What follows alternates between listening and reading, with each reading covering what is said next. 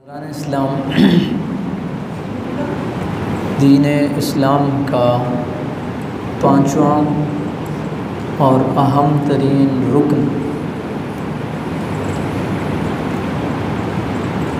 हज बैतुल्लाह, इसके बारे में कुरान मजीद में कई एक मकामात पे इसके हवाले से बात हुई है। उसमें एक ये आया है जो मैंने पढ़ी है,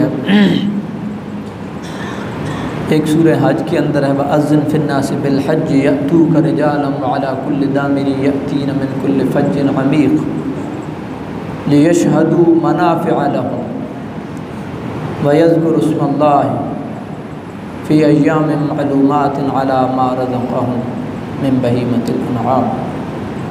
सूरह हज के अंदर जो ये आयत है, ये बुनियाद है हज की फ़र्ज़ियत की। अल्लाह ताला ने फरमाया कि बैतुल्लाह शरीफ का हज हर उस बंदे पर जो साहिब इस्तिताअत है उस पर लाजिम है, और जो इनकार करता है तो अल्लाह तमाम जहानों से बेपरवाह है। इसका मतलब क्या है कि अल्लाह तमाम जहानों से बेपरवाह है। इसको अगर आसान अल्फाज में बयान किया जाए तो मतलब ये है कि आपकी इबादत न उसकी शान को बढ़ाती है और आपका इबादत ना करना न उसकी शान को घटाता है। वमन कफ़रा, कुफ्र से मुराद यही नहीं है कि जो इस्तिलाह में हम जिसको कुफ्र कहते हैं कि अल्लाह और अल्लाह के रसूल को नहीं मानना है। कुफ्र से मुराद इनकार भी हो सकता है, इसका लुग़वी माना भी हो सकता है। जो इनकार करता है, हज पे नहीं जाता है, तो एक तो इनकार कौलन है और एक इनकार अमलन है। बंदे के पास सब कुछ है, नहीं जाता है, तो ये अमलन इनकार है। तो अल्लाह ताला ने फरमाया कि अल्लाह ताला बेपरवाह है। तो जिस ज़िमन में आई है ये बात तो मैंने आपकी गोशगुजार कर दी है। तुम्हारे हज करने से, तुम्हारे हज न करने से, तुम्हारे नमाज़ पढ़ने से, तुम्हारे नमाज न पढ़ने से, ज़कात देने से न देने से उसकी शान में कोई फ़र्क नहीं पड़ता है।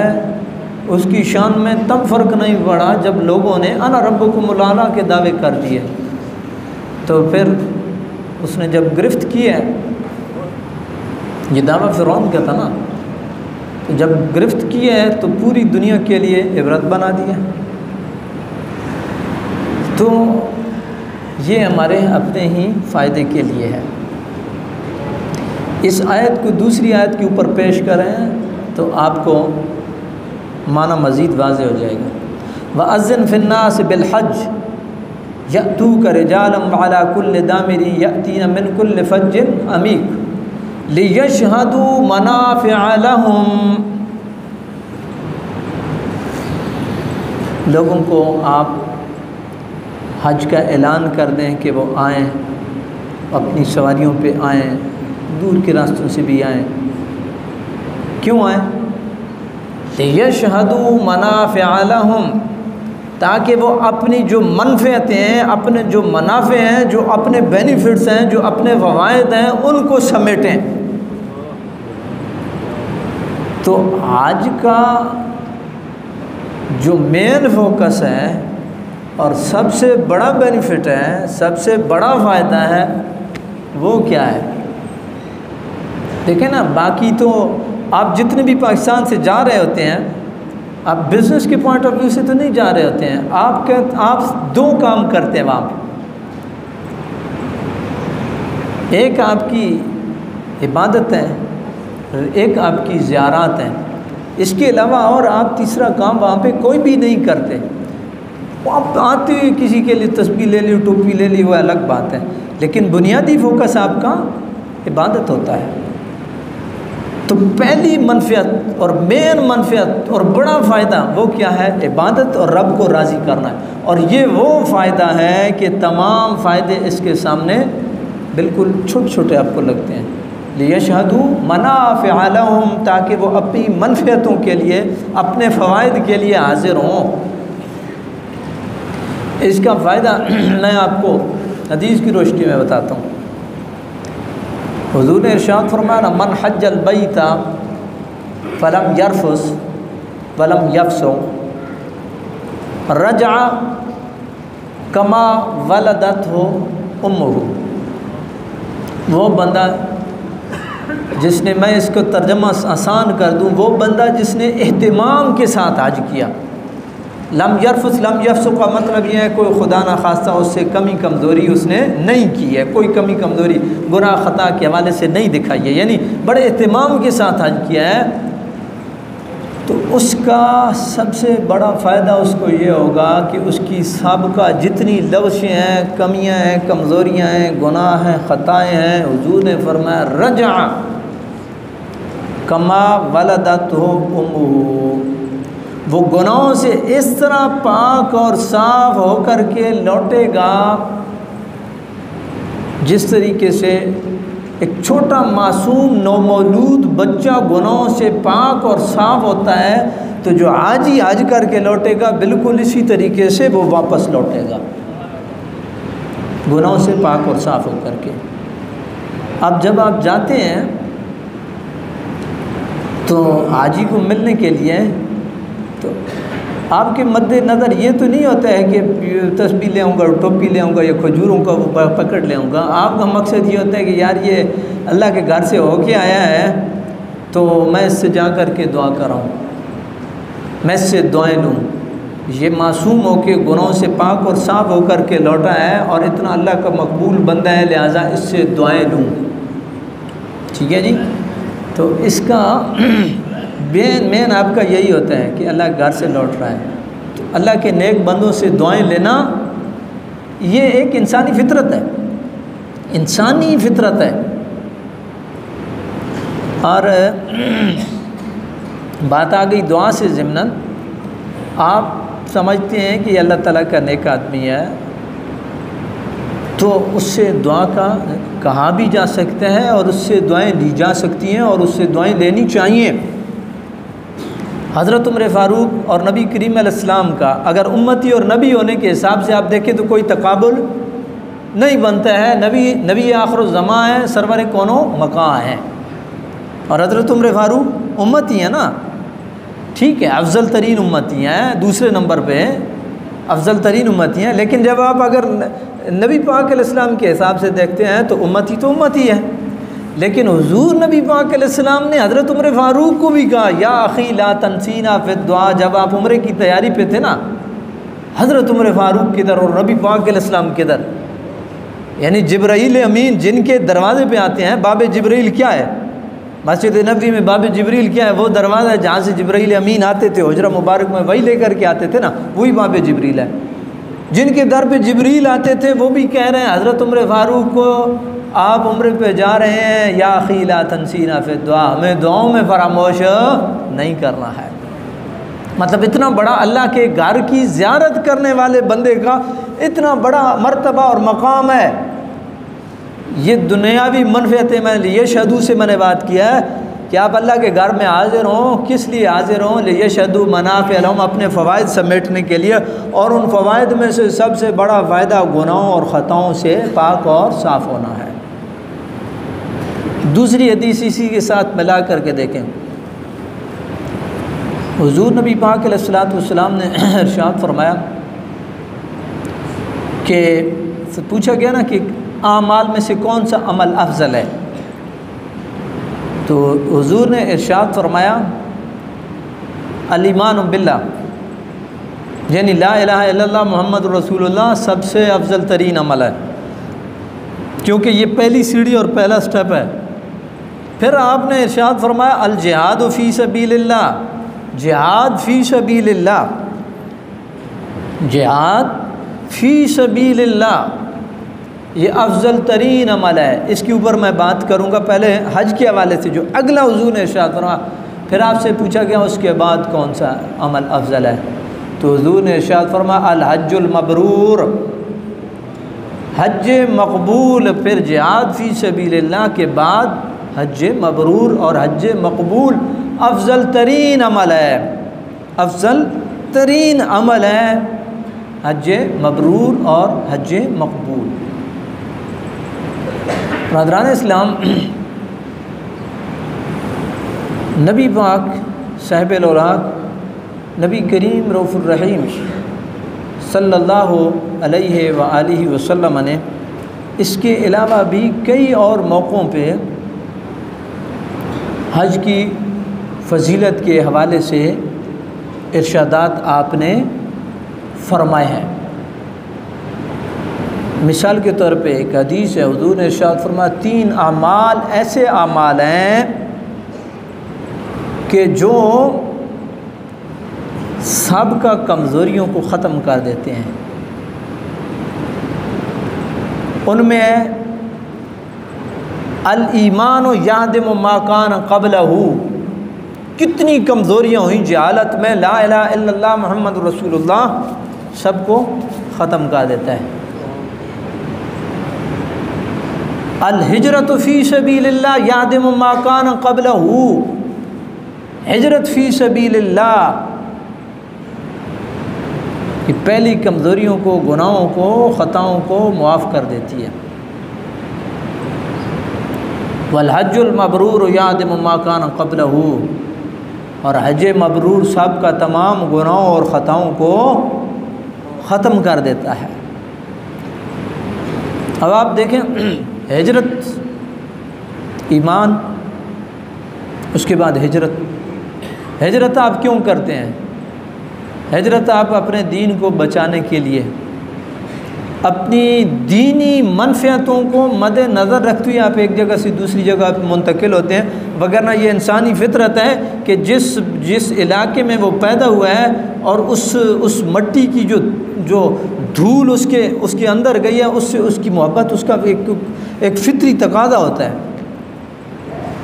तो लेकिन आप अपनी दीनी मनफ़ियत को तरजीह देते हैं। मक्का से मदीना क्यों गए थे सहाबा कराम? अपनी दीनी मनफ़ियत को मद्देनज़र रखते हुए। हिंदुस्तान छोड़ कर के लोग पाकिस्तान क्यों आए थे? अपनी दीनी मनफ़ियतों को मद्देनज़र रखते हुए कि यार ये इस्लाम के नाम पे एक मुल्क है और यहाँ पे हमें दीन के हवाले से आज़ादी होगी, और हम 100 दफ़ा इस मुल्क को कोसें, इसके सिस्टम को हम कोसें कि यहाँ पे ये है, यहाँ पे ये है, यहाँ पे ये है। दुख हमें भी होता है, शिकवा आपको भी होता है, लेकिन याद रखिए जब आप चीज़ों को तक़ाबुली अंदाज में देखते हैं तो फिर आपको मालूम होता है कि ये अल्लाह की कितनी बड़ी नेमत है। मुझे इत्तेफाक हुआ, दिल्ली के एक लड़का था, उसका मैंने निकाह पढ़ाया, तो मैंने उससे बराह रास्त 2-3 सवाल कर दिए मुसलमानों के हवाले से। तो एक उसने बात किया है कि जितना मजबूत मुसलमान आपको शायद दिल्ली का मिलेगा, शायद आपको किसी और जगह का नहीं मिलेगा, क्योंकि वहाँ पे उनको आगे रद्द अमल का सामना होता है। तो जहाँ रद्द अमल का सामना होता है वहाँ फिर हक़ होता है, फिर मज़हब पर डटने का आता है, ला इलाहा इल्लल्लाह मुहम्मद रसूलुल्लाह पे। दूसरी बात उसने की है कि हम छोटी छोटी हमारी जगह होती हैं, 3-3 मरले की भी होती हैं, हमने ऊपर बनाया, फिर ऊपर बनाया, फिर ऊपर बनाया। हम दूर जाके नहीं बस सकते हैं, इसलिए कि अगर हम दूर जाके बसते हैं तो हिंदू हमें मारते हैं। लेकिन आप देखिए कि आपके डेरे कितने कितने दूर होते हैं, लेकिन आप पुरसकून तरीके से रह रहे होते हैं, और आप वहाँ अपने मजहबी अकायद और अपने आमाल पूरे तरीके से आज़ादाना आप कर रहे होते हैं। क्यों कर रहे होते हैं? इस मुमलिकत खुदादाद की बरकत से। तो वो लोग जो दीन की वजह से इलाके छोड़ते हैं, वो यकीनन बहुत बड़े अजर की बात होती है, और अल्लाह ताला फिर उसकी बरकत से उनकी कमज़ोरियों पे पर्दे डालता है।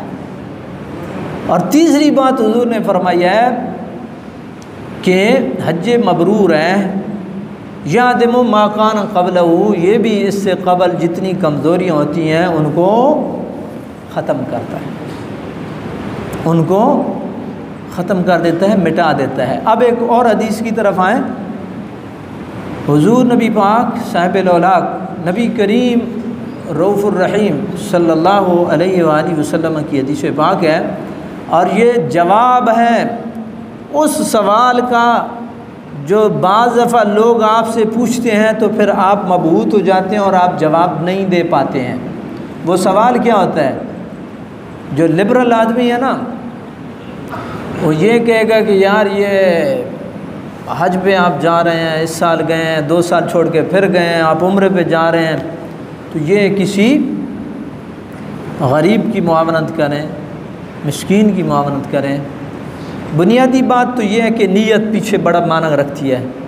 इस्लाम में नीयत का इतना बड़ा फ़लसफ़ा है कि जिसको अगर आप समझ लें तो दीन इस्लाम की पूरी इमारत नीयत के ऊपर खड़ी हुई है। इसीलिए मुहद्दिसीन ने ईमान भी शुरू करने से पहले ना नीयत वाली हदीस को ज़िक्र किया, इन्नमल अमालु बिन्नियात, यानी बाबुल ईमान, बाबुल सलात, बाबुल ज़कात, बाबुल सौम, बाबुल हज, बाबुल अखलाक, सब शुरू करने से पहले बाबुल ईमान से भी पहले नीयत को ज़िक्र किया। तो इसका मतलब है फ़लसफ़ा तो बड़ा है।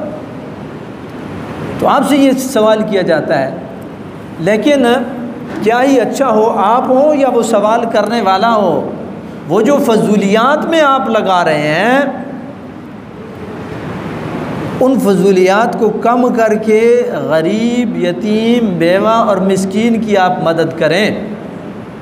और ये जो आप उम्रे की नीयत लेके बैठे हैं या हज की नीयत लेके बैठे हैं, ये अल्लाह रब्बुल आलमीन के यहाँ आप बहुत बड़े अजर और सिले के मुस्तहिक हैं, अजर और सिले के मुस्तहिक हैं। अब आप हदीस की तरफ आएँ। हुजूर ने इरशाद फरमाया, नबी पाक अलैहिस्सलाम ने, कि पै दर पै हज और उम्रे किया करो। हज और उम्रे यानी करते रहा करो। क्यों? हुजूर ने इरशाद फरमाया कि ये हज और उम्रा जो है ना, ये गुनाहों और ख़ताओं को इस तरह ख़त्म करता है जिस तरह जंग आलूद लोहे को आप भट्टी में डालते हैं ना, उससे सारा जंग जल करके तो वो बाहर निकलता है। इसी तरीके से जब आप हज करने के लिए जाते हैं या उम्र करने के लिए जाते हैं तो आप यूं गुनाहों से पाक और साफ होकर के निकलते हैं जिस तरह लोहा भट्टी से निकलता है। तो अब जो आदमी ये सवाल करता है कि जी इस तरह करना चाहिए तो इस तरह करना चाहिए, तो ये 1.5 लाख रुपए का मोबाइल रखना कोई ये वो तो नहीं है ना। मोबाइल तो 20-30 हज़ार वाला भी कॉल सुनता है, कॉल करता भी है, व्हाट्सअप भी उस पर चलता है, छोटे मोटे प्रोग्राम तो चला ही लेता है। हम में से 100 में से 90 बंदा उसको बिज़नेस पॉइंट ऑफ व्यू से इस्तेमाल नहीं कर रहा होता है। चले कोई बिज़नेस पॉइंट ऑफ व्यू से इस्तेमाल कर रहा है, कहता है जी मुझे ये भी करना है, ये भी करना है, ये भी करना है, उसकी शायद समझ आती है कि उसकी ज़रूरत हो। वो भी 5% ही लोग होंगे। 95% लोग जो है ना वो इतनी इन फजूलियात में जब लगाते हैं। अच्छा, एक और काम होता है, मादरत से जब बात आ गई है तो बात तो सही है, चाहे वो तबे नाजुक पे नागवार ही गुजरे।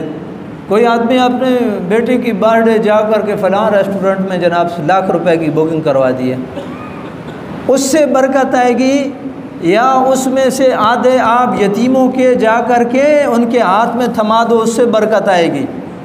ये चीज़ें जिनको आपने कम करना है, ये चीज़ें जिनको आपने कंट्रोल करना है, ये ऐसे ही है।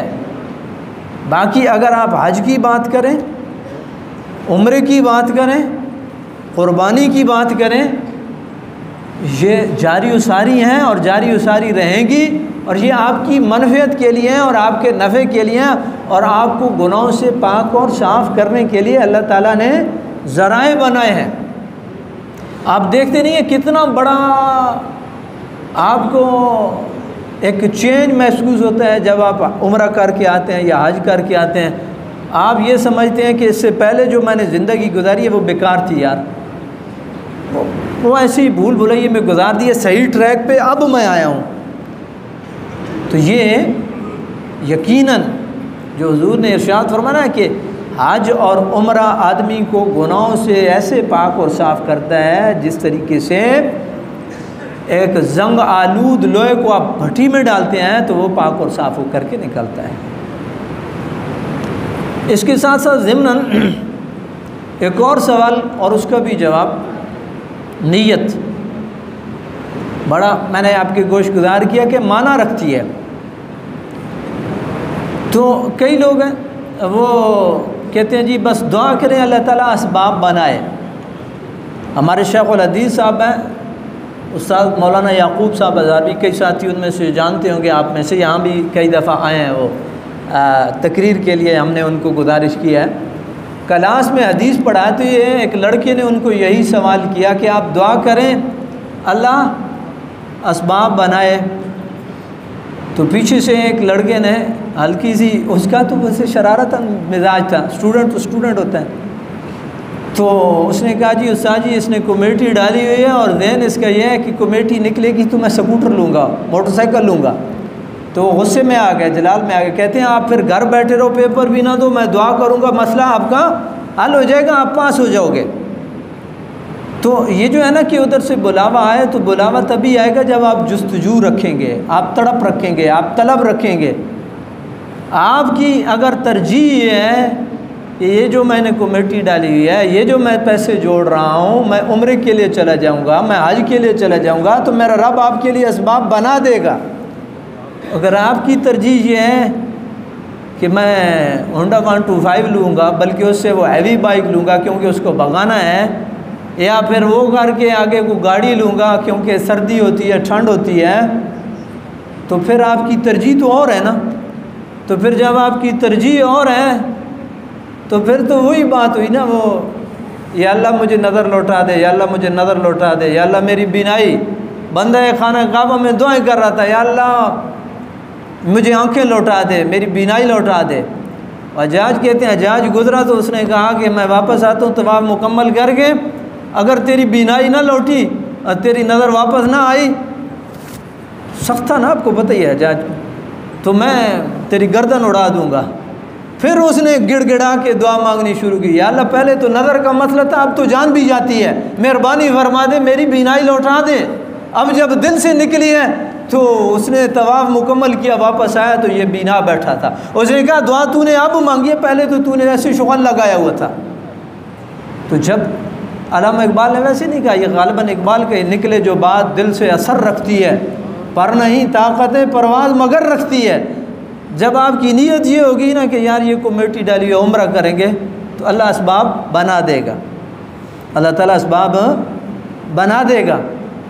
और अगर आपकी तरजीह कुछ और, आप देखें ना एक ख़ातून, आपने वो क्लिप भी देखा होगा, तड़प और तलब, हुब्बे सादिक, सच्ची मोहब्बत, घरों में बर्तन धोने वाली ख़ातून, लोगों के घरों में जाके कपड़े धोने वाली ख़ातून, उसके पास कितने पैसे होंगे? वो बेचारे तो जाते हैं तो दूर दूर बिल्डिंगें लेते हैं, और खाना भी बाज़ दफ़ा एक टाइम का खाते हैं और दूसरे का नहीं खाते, पैसे बच जाएंगे। तो वो पैसे जोड़ती रही है और फिर अल्लाह ताला ने उसको बुला लिया है। तो आप क्या समझते हैं कि ऐसे लोग जो इतने अखलास वाले लोग हैं, शायद उनकी वजह से और बाकियों का भी कबूल होता हो। देखिए ना, जिनके पास हैं उनके पास तो हैं ही हैं, और जो एक एक टका जोड़ के, एक एक रुपया जोड़ के लोगों के घरों में काम करके और वो करता है कि यार मैं अल्लाह का घर देख लूँ, अपने पाक नबी का दर देख लूँ, तो मेरे ख़्याल में ये बड़े अजीम लोग होते हैं। इसलिए हुब्बे सादिक हो तो फिर अल्लाह ताला की ज़ात जो है वो मेहरबानी कर देती है, और फिर बुलावा भी आपको तभी आता है कि जब आपकी अंदर से तड़प हो। और अगर अंदर से तड़प ना हो तो फिर वही मैंने आपको बताया कि फिर वही दुआ वाली बात होती है। तो इसलिए ये ज़हन में रखें कि अपनी तरजीहात को बदलें। तरजीह अगर आपकी दीन है तो यकीनन आपको उसमें से हिस्सा जो आपका नसीब है वो मिलेगा। लेकिन अगर आपकी तरजीह दुनिया है तो फिर शायद दुनिया तो आपको मिलेगी, दीन का कोई हिस्सा आपके नसीबे में ना आए। और दीन तो दीन है, दीन वो अजीम चीज़ है कि जिसके लिए अम्बिया ने अपनी गर्दनें दी हैं। कायनात में सबसे अल्लाह के बाद सबसे अफजल तरीन मखलूक अम्बिया होते हैं। अम्बिया ने अपनी गर्दनें दी हैं, अपने खून दिए हैं इस दीन के लिए। तो इसका मतलब ये हुआ कि तरजीह फिर दीन हुई, तरजीह दुनिया तो ना हुई ना। जो इतने बड़े अजीम आदमी हैं वो ये इस तरफ निकले हैं, इसलिए अपनी तरजीह दीन बनाए। अल्लाह ताला इसकी बरक़ात आपको नसीब करेगा। अल्लाह ताला की ज़ात जुमला मोमिनीन व मोमिनात जो तड़प और तलब रखते हैं, अल्लाह ताला उनके लिए बेहतर असबाब पैदा फ़रमाए। आमीन या रब्बल आलमीन।